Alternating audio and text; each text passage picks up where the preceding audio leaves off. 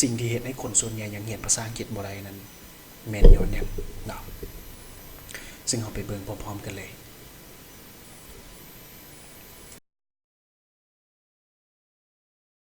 สบายดีมาทุกคนเนาะก็ถือว่าบ่ได้เจอกันดนเนาะและนี้ก็ถือว่าเป็นวิดีโอทำอิฐของปีใหม่ก็คือปี2020และอยู่ในวิดีโอนี้เนาะข้าพเจ้าจะมาแชร์เกี่ยวกับความลับเนาะหรือว่าเอิ้นว่าเป็นเทคนิคในการเรียนภาษาอังกฤษแบบใดเนาะที่จะให้ได้ไวที่สุดก็คือภายใน1เดือนเรียนภาษาอังกฤษให้ได้ภายใน1เดือนเนาะหลายๆคนอาจจะเคยเรียนภาษาอังกฤษมาแล้วเนาะว่าการเรียนภาษาอังกฤษนั้นบางคนอาจจะเริ่มเรียนตั้งแต่มัธยมเนาะบางคนอาจจะเรียนตั้งแต่ประถมมาบางคนก็เรียนแบบจริงๆจังๆเนาะหรือบางคนก็เรียนเพียงแต่มีซ่อนอยู่ในโรงเรียน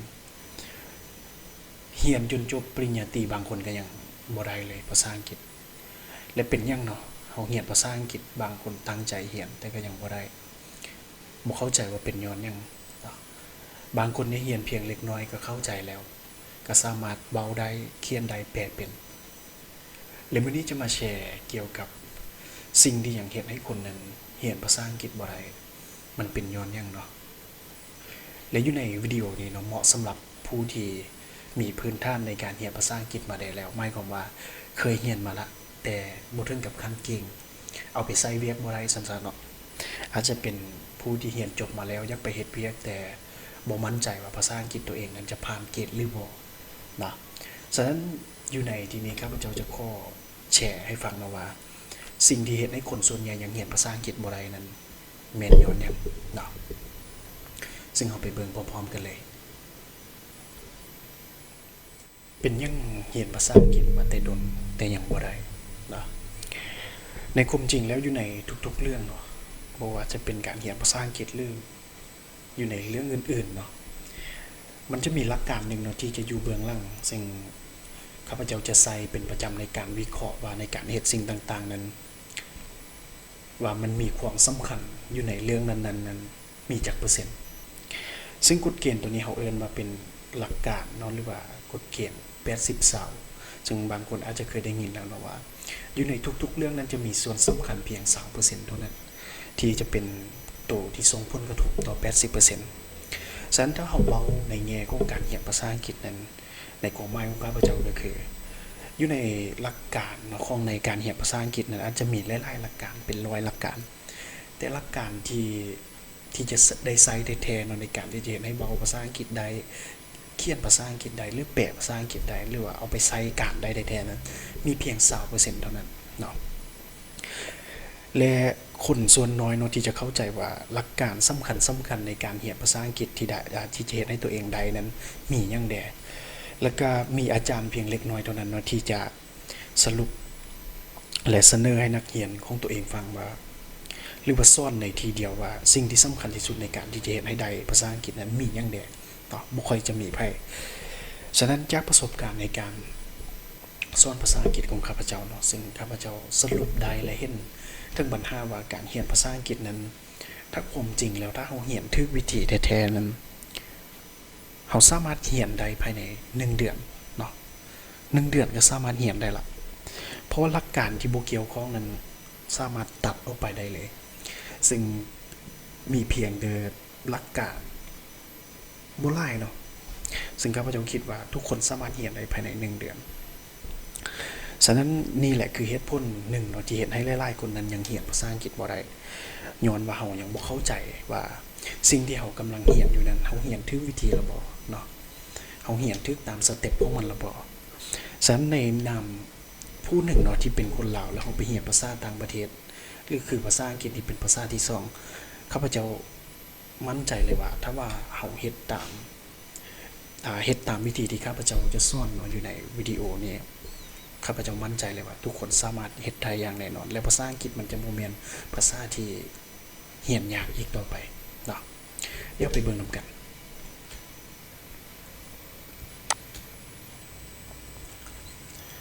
เนาะฉะนั้นภายใน1เดือนนี้เป็นยังข้าพเจ้าจึงกล้าเว้าเนาะว่า ภายใน1เดือนนี้สามารถเรียนภาษาอังกฤษได้เพราะว่าข้าพเจ้าเคยสอนมาแล้วเนาะว่า มีนักเรียนผู้หนึ่งที่เคยมาเรียนภาษาอังกฤษนำข้าพเจ้าซึ่งตอนนั้นจื่อได้ว่าเราจบชั้นสูงมาเนาะแล้วกำลังสิไปเกี่ยมเซ็งเข้าตำรวจเรามีเวลาเพียงแต่1 เดือนในการที่จะเรียนภาษาอังกฤษให้ได้เพื่อที่จะไปเซ็งเข้าตำรวจฉะนั้นเราจะถามข้าพเจ้าว่าสอนให้ได้บ่1 เดือนให้ได้ภาษาอังกฤษซึ่งคำถามที่ข้าพเจ้าต้องถามขึ้นก็เพียงแต่ว่าเจ้าพร้อมหรือบ่ที่จะเฮ็ดในสิ่งที่ข้อยจะบอกเนาะเจ้าพร้อมแล้วเนี่ยเจ้าจะเฮ็ดได้บ่ในสิ่งที่ข้อยจะเว้า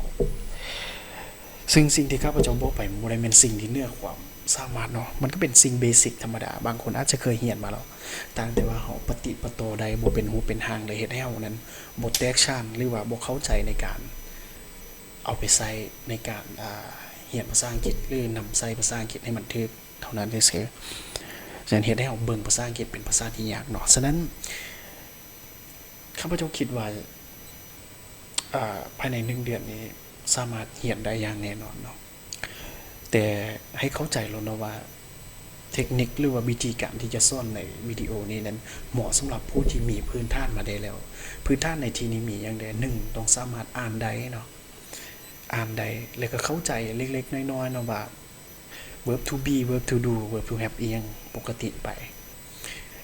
I you we they เนาะค่อยเจ้าเฮาแม่งอันนี้ถือว่าเป็นสิ่งพื้นฐานเหมาะสำหรับผู้ที่เคยเรียนมาแล้วเนาะแต่เรียนแล้วยังบ่เข้าใจยังบ่ได้ความรู้นั้นกระจายไปยังบ่สามารถปฏิปต่อและบ่เข้าใจเลยว่าหลักการที่ถูกต้องหรือว่าสิ่งที่จะให้เราเข้าใจภาษาอังกฤษแท้ๆนั้นแม่นหยังเนาะที่จะให้เราได้ภาษาอังกฤษฉะนั้นเดี๋ยวเราไปเบิ่งนำกันเนาะว่าแม่นหยังเนาะที่มันจะที่มันยังเฮ็ดให้คนส่วนใหญ่ในเรียนภาษาอังกฤษบ่ได้และนี่เนาะคือ5สิ่งที่เราต้องเข้าใจก่อนเนาะถ้าว่าอยากเก่งภาษาอังกฤษหลายๆคนเรียนภาษาอังกฤษเรียนย้อนขบวนการเนาะเรียนย้อนยานว่าตัวเองเรียนจบแล้วจะบ่ได้ภาษาอังกฤษแต่น้อยคนเนาะที่จะเรียนภาษาอังกฤษโดยมีเป้าหมายว่าข้อยจะใช้ภาษาอังกฤษในการเฮ็ดสิ่งนี้แล้วค่อยตั้งเป้าหมายว่าข้อยจะเรียนภาษาอังกฤษให้ได้ภายในเท่านี้เดือนภายในเท่านี้ปี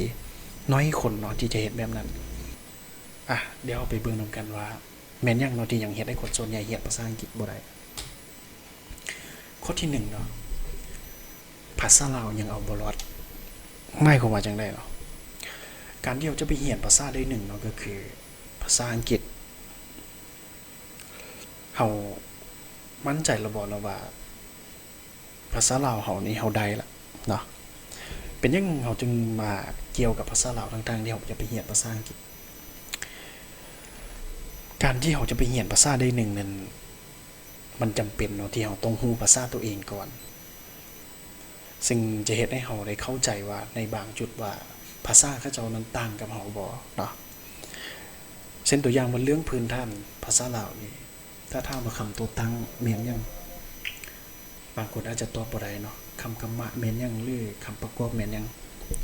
ภาคส่วนของคำเว้ามีจักภาคส่วนเนาะประเภทคำของคำเว้ามีจักประเภทภาคส่วนของประโยคประกอบมีหยังแดอันนี้ถือว่าเป็นเรื่องพื้นฐานในภาษาลาวที่เราต้องเข้าใจ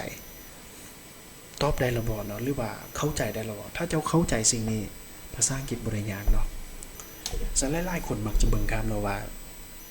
บ่ได้ภาษาลาวก็สามารถได้ภาษาอังกฤษได้มีคนหนึ่งเนาะที่ตอนที่ข้าพเจ้าเคยเรียนภาษาอังกฤษใหม่ๆเว้าให้ข้าพเจ้าว่าถ้าเจ้าเรียนภาษาอังกฤษแล้วเจ้าเอามาเปรียบเทียบใส่ภาษาลาวแบบนี้นะ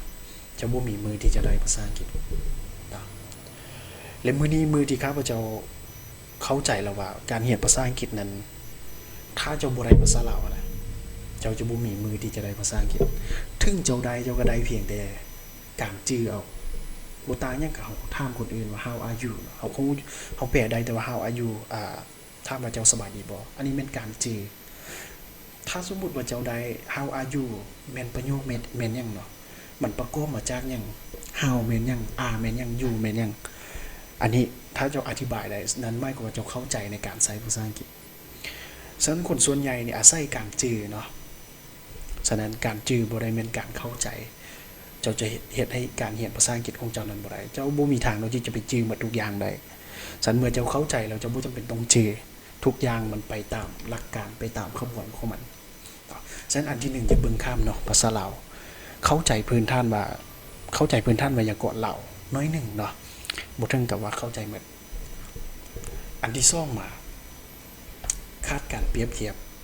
ข้อที่สองก็มันเสื่อมมาจากข้อที่หนึ่งนั่นแหละเนาะเมื่อเฮาเรียนภาษาอังกฤษเฮาบ่ได้ภาษาลาวภาษาของเฮาเองแล้วเฮาจะเอามายังไปเปรียบเทียบเช่นตัวอย่างถ้าถามว่า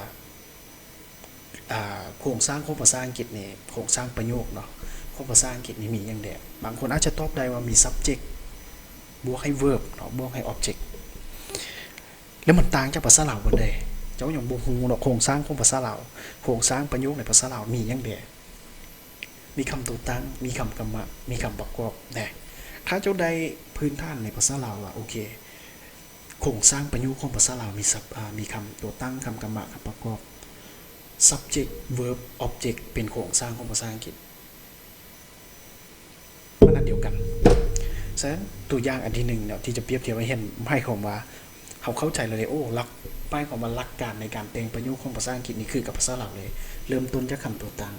ตามด้วยคำกรรมะตามด้วยคำประกอบเนาะหรือว่าเริ่มจาก subject ตามด้วย verb ตามด้วย object ฉะนั้นการเปรียบเทียบนี่แหละที่จะให้เราเข้าใจไหวเนาะเข้าใจยิ่งขึ้นโดยที่เราไม่จำเป็นต้องไปจื้อ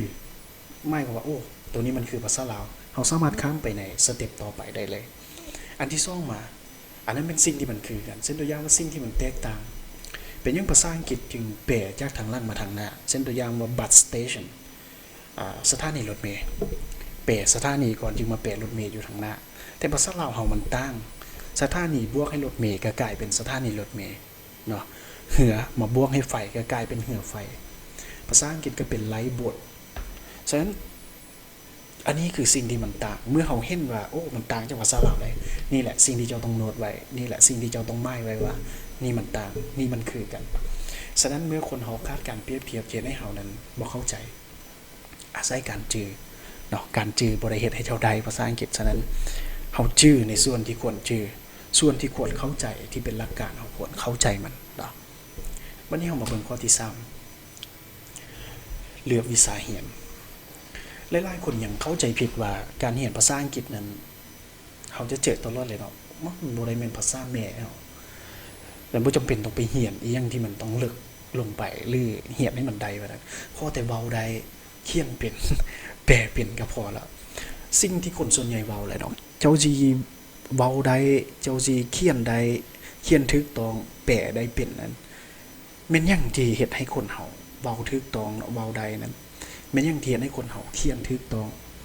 สิ่งที่อยู่เบื้องหลังของมันก็คือหลักการคือไวยากรณ์ฉะนั้นมันเป็นคำที่เซาตัวเองเนาะว่าเรียนแต่ speaking เรียนแต่ reading เรียนแต่listening เรา listening แทบบ่เว้าแล้วเนาะมันบ่ได้มีหลักการมายังเจ้ามันฟังเจ้าเข้าใจเจ้าลือเสียงลือสำเนียงเจ้าก็ฟังเข้าใจดีกว่าคนอื่นแต่การที่จะเว้าการที่จะแปลการที่จะเขียนสิ่งเหล่านี้มันมีหลักการของมันถ้าเจ้าบ่ฮู้หลักการที่อยู่เบื้องหลังเห็นเท้าตายก็บ่ได้เนาะฉันเปลี่ยนความคิดใหม่ว่าเรียนแต่ speaking พอแต่เว้าได้ล่มเข้าใจก็พอละเว้าบ่ถึกแดดบ่ถึกแดดก็บ่เป็นหยังบ่ได้แม่นภาษาแม่เฮาอันนี้ถือว่าเป็นข้ออ้างที่เจอหลายเนาะแล้วเป็นข้ออ้างที่ใช้บ่ได้ฉันผู้ใดที่คิดแบบนี้อยู่เนาะก็คิดต่อไปเนาะถ้าเจ้าบ่อยากได้ภาษาอังกฤษบ่อยากเก่งก็ถึกแล้วเนาะที่ถ้าว่าใดสำนันเราพอแต่ถ้าผู้ที่อยากเก่งอยากได้หลักการมันบ่ได้มีไม่ยังหลายแล้วบ่ได้ตรงการเวลาไม่ยังหลายบ่ได้ว่าเขาต้องใช้เวลาเรียนเป็น3ปี5ปีบ่แม่นเนาะ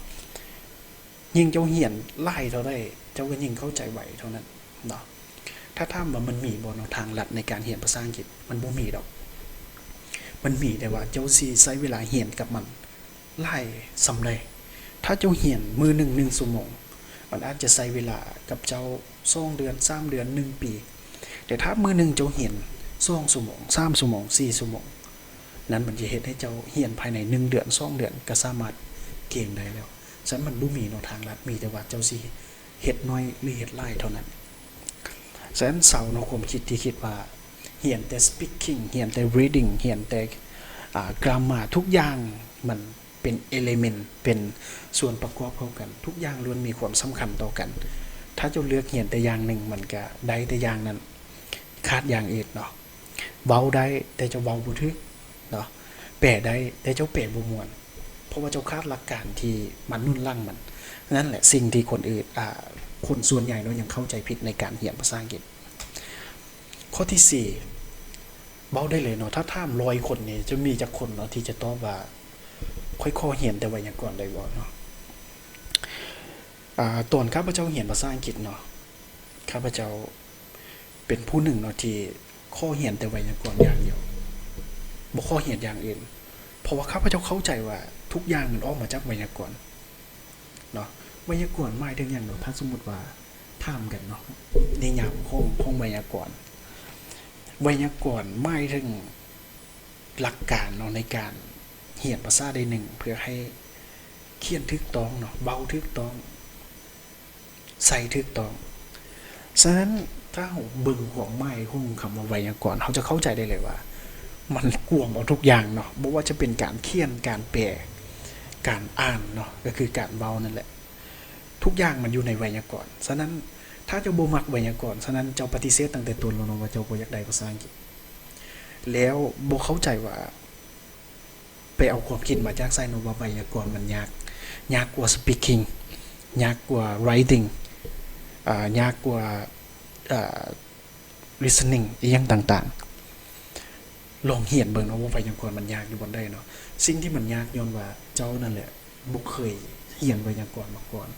แม้แต่ภาษาลาวเจ้าก็ยังบ่ได้เนาะอันนั้นคือเฮ็ดให้ไวยากรณ์นั้นยากในสายตาของเจ้ามือหลายๆคนเว้าว่ายากเฮ็ดให้เฮานี่บ่อยากเรียน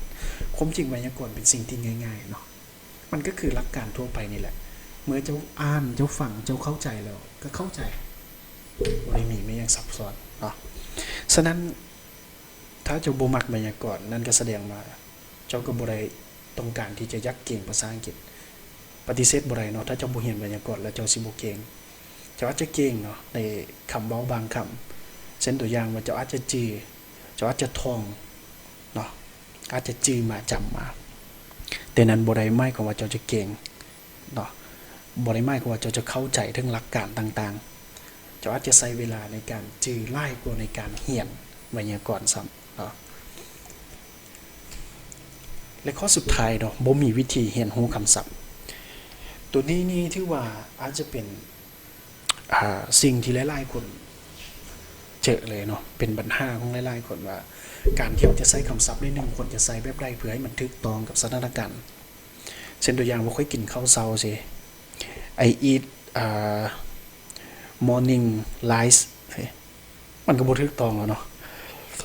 การค่อยกินข้าวเช้ามันก็มีคำว่า breakfast มันก็มีข้าวสวยก็มี lunch เนาะมี dinner ข้าวแลงสิ่งนี้เนาะเป็นสิ่งที่เราต้องเข้าใจเราจะเข้าใจได้จังได๋อ่านเนาะการอ่านที่จะให้เข้าใจอ่านไล่ๆและการอ่านนั้นอ่านหยังบัดนี้บางคนนี่บ่มักอ่านเนาะไปจดเอาคำศัพท์จาก dictionary อย่างเดียวคำศัพท์ได้คิดว่าน่าจะได้ใช้ก็จดออกมาบางคำศัพท์นะมันเป็นคำศัพท์ที่บ่ได้ใช้เลยก็มีเนาะฉะนั้นการเรียนคำศัพท์ที่ดีสุด1อันที่1เนาะเอาความรู้ที่อยู่ในประจำวันเฮานี่ที่เป็นภาษาลาวนี่เช่นตัวอย่างว่ามื้อนี้ค่อยจะไปตลาดตอน 4:00 นแลงไปกับแม่ของข้อยเนาะโอเคเฮาลองเฮ็ดมันเป็นภาษาอังกฤษมึงดูว่าค่อยจะไปตลาดตอน 4:00 นกับแม่นี่เฮาจะเฮ็ดแบบใดการแต่ง1เจ้าได้ฝึกไวยากรณ์2เจ้าได้ใช้คำศัพท์ที่เจ้าท่องเรียนมา3ถ้ามีคำศัพท์ที่บ่ได้เฮาจะต้องได้ไปเปิด dictionary หรือว่าซอกหาคำศัพท์อื่นๆนั่นแหละเป็นสิ่งที่เฮาจะฝึกซ้อมบ่จำเป็นเนาะบางครั้งบางคนอาจจะใช้ข้ออ้างว่าค่อยเรียนแต่ค่อยบ่ได้ไปซ้อมกับคนต่างประเทศค่อยบ่ได้เอาไปเว้าสิเฮ็ดให้ค่อยได้จังได๋เนาะอันนี้ข้ออ้างเจ้าเว้ากับตัวเองนี่เช่นตัวอย่างว่ามื้อนี้ค่อยสิเฮ็ดหยังแดโอเคค่อยจะไปโรงเรียน 7:00 นมื้อนี้ค่อยมี5วิชาที่ต้องได้เรียนเลิกโรงเรียนค่อยจะกลับบ้านตอน 12:00 นแต่งเลยเนาะมื้อนี้ today I will go to school at 7 o'clock and I have 5 subjects to learn in my class today เฮาแต่งภาษาอังกฤษแบบนี้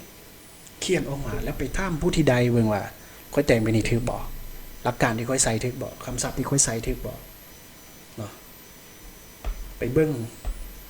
ว่าคนอื่นเขาเว้าแบบเจ้าบ่เนาะ เบิ่งการสนทนาอยู่ในปึ้มว่าเวลาเขาเจ้าสนทนาเขาเจ้าใส่แบบนี้บ่เป็นหยังเขาเจ้าจึงใส่เช่นตัวอย่างว่าเจ้าไปใส่หมายเนาะบางคนอาจจะบอกว่า where did you go where ยังก็แล้วแต่เนาะแต่เมื่อได้ยินคำว่า where have you been